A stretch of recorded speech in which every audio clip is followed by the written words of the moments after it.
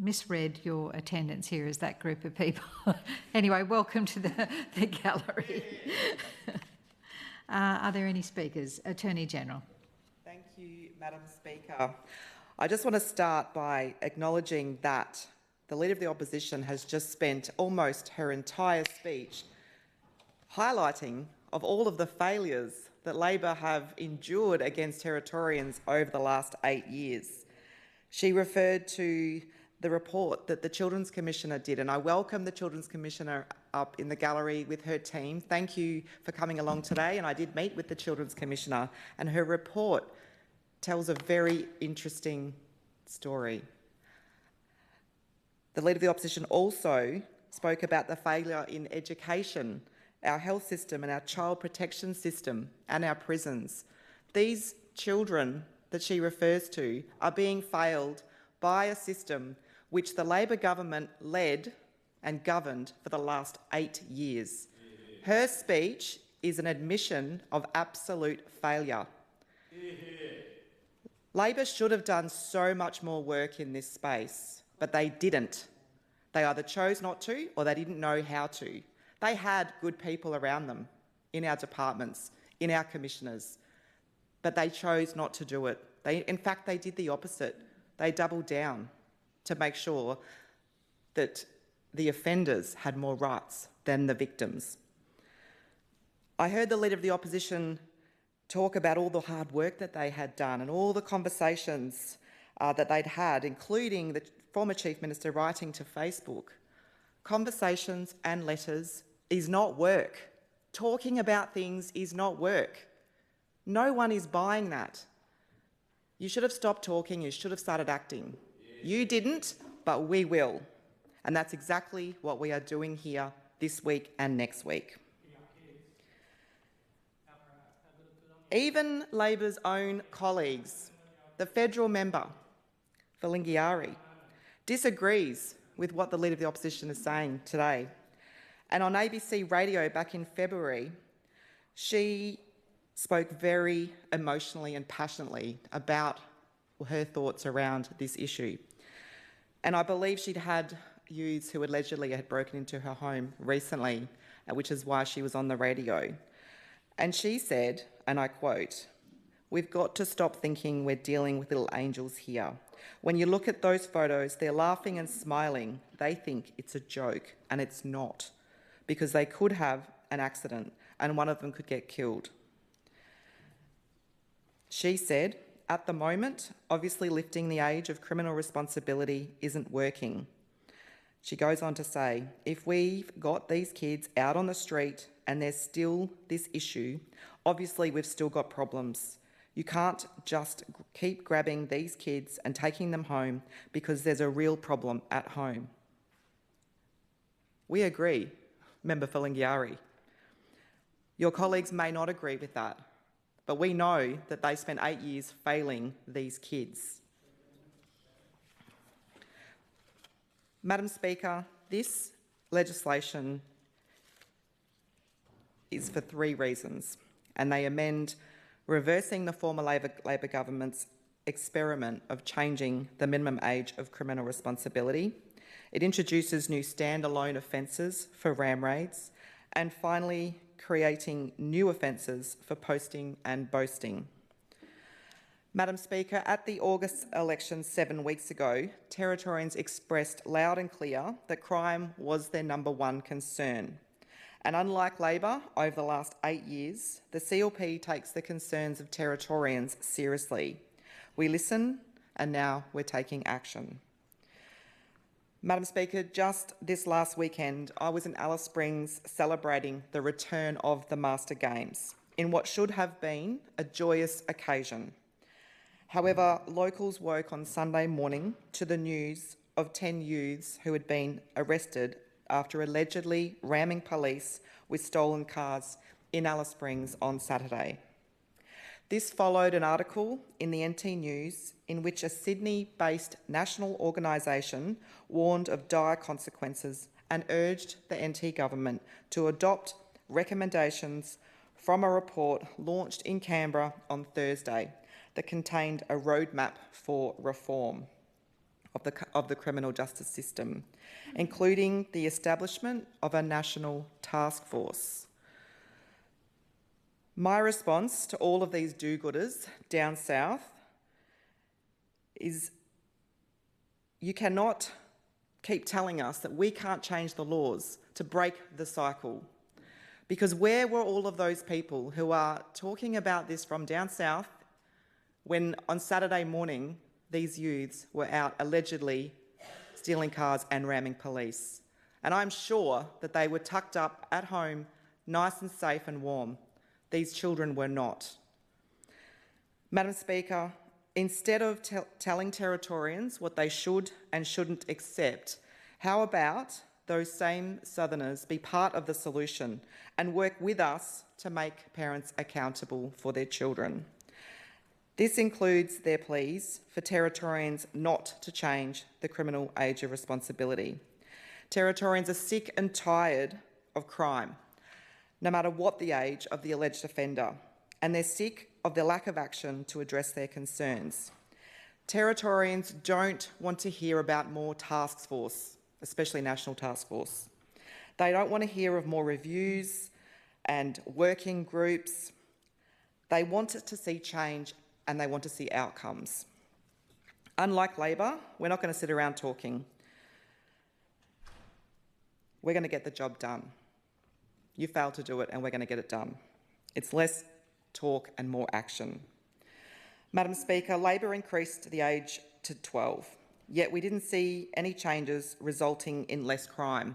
In fact, we saw more crime, more brazen and escalated crime against Territorians, and we had more victims. Madam Speaker, the Leader of the Opposition talked about what other states are doing, but what she didn't say was that the Territory, besides the ACT, is the only state that is 12 right now because it was changed. We're going back to what the rest of the country is doing, except for the ACT, and I acknowledge that. And we're doing that because Territorians have had enough of being victims of crime. There is not less crime by changing the age of criminal responsibility. There is not less victims. And that's why we are changing it back to the way it was. Madam Speaker, Territorians have every right to expect that this newly elected government is going to bring about the change so that they can feel safe.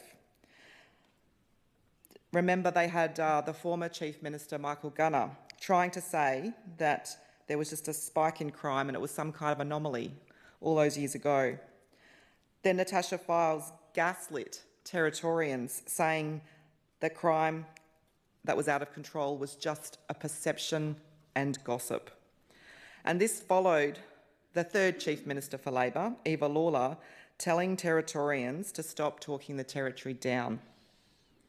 All along, Territorians just wanted to feel safe. They voted loudly at the recent election, and now the CLP government is delivering. Madam Speaker, these CLP government changes is promised for ram raid laws, strengthening those under legislation which give police the ability to charge offenders who have stolen a weapon and used it as a weapon to damage property or gain entry to a building. With this brand new offence, it attracts 10 years behind bars. Some examples of property crime are businesses, homes, police and private vehicles. Only last week, the Chief Minister and I visited Pradeep and Bitmar of the Moyle supermarket, who showed us damage and CCTV of a group of people who allegedly ram-raided the back of their shop. They used a vehicle to do that, and I watched the CCTV. It was precise thought gone into reversing the vehicle nice and slow before it sped up to smash the barrier to get into that shop. They were looking for grog. They found it and they took it and they drove off, allegedly. Had our legislation been in place, the offenders could have been dealt with under that legislation, showing why we need to put it through Parliament. Madam Speaker, only just last night in Adelaide River, there was an unlawful entry into a school where a bus was stolen and allegedly drove to Berrima before the group allegedly entered the yard of the business and stole 2 vehicles, ramming the gate with the vehicles to exit. They then drove to Winnellie, where they attended multiple businesses, allegedly ramming through the gate at one business. The cost of that destruction for those businesses is gruelling. The thought that those owners had to get the call from police, go to those premises, deal with the mess, the anguish, talk to staff about what had happened, and have to reopen their business who knows how long later. We have seen too many businesses targeted by vehicles used as weapons in ram raids, and we know that cost is both high financially and mentally. I think we would all remember just over 12 months ago in the city, the Darwin city, there was the ram raid against Attitude for Men, which caused $50,000 worth of senseless damage. And of course, our long-term Territorian, Darlene Chin, was shaking and in tears speaking to the media about that. And at the time, the Labor Chief Minister's response in the media was, and I quote, "Territorians need to come together and say enough is enough."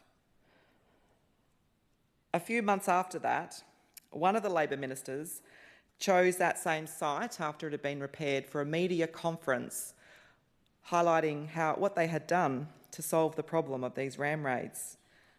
It was a grant given to the business to put new bollards in front of their glass window.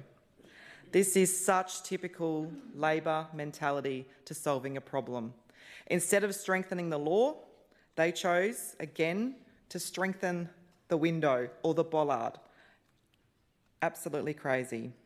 That's their good idea. That's their only solution, which is why they're no longer in government, Madam Speaker. In my own electorate, the Rosebery Mini Mart has endured countless numbers of ram raids with stolen vehicles, which smashed through the bollards, which they got the grant to install, through bars and glass windows, all just to steal a packet of cigarettes.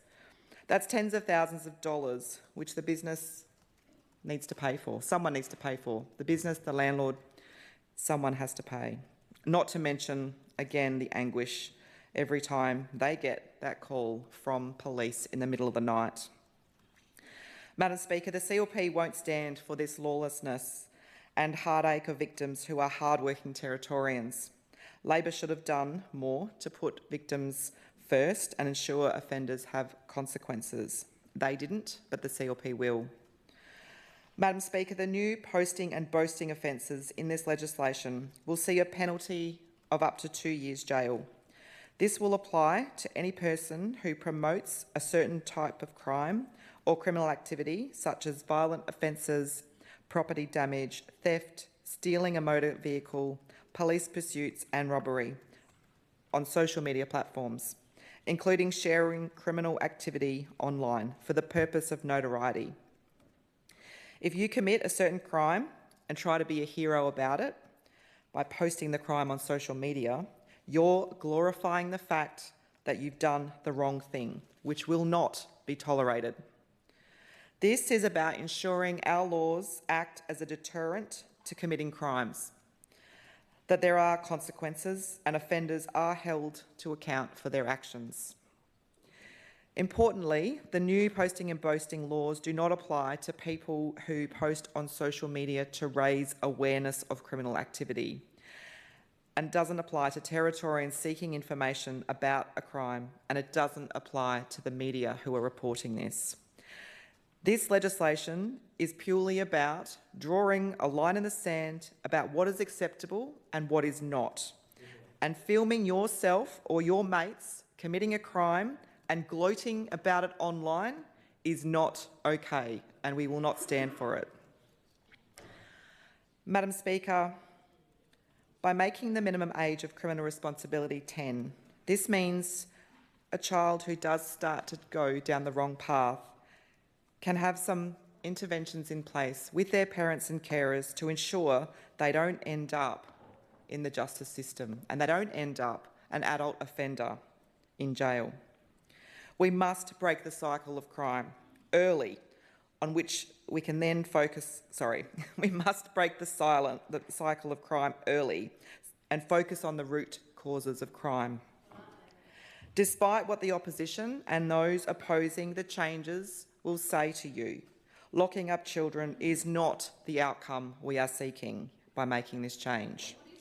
In fact, we want to avoid these youths being locked up now and into the future.